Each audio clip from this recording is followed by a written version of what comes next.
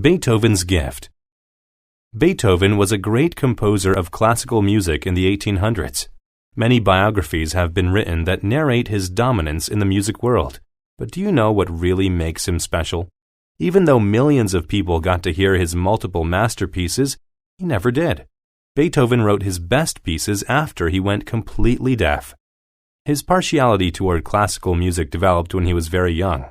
He wasn't interested in anything else as a child. When he was 5, he learned how to play the piano. From then, nothing could stop his passion for writing and playing music.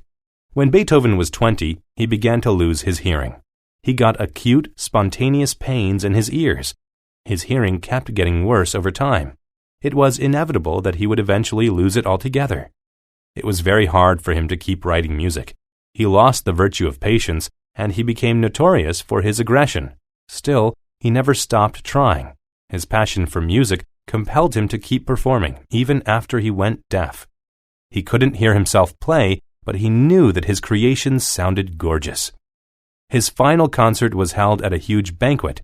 He gave the musicians a cue, and they began to play. He directed the concert with all his heart. He couldn't hear the music, but he said that he could feel it. The overall performance was one of the finest in history. When it was over, he turned to the crowd. They clapped and cheered wildly. In that beautiful moment, the applause boosted his emotions and he began to cry. In 1827, he suffered from lead poisoning. He didn't survive the sickness, but his music did, because great music never becomes outdated. Even though Beethoven is gone, his legacy will live on forever.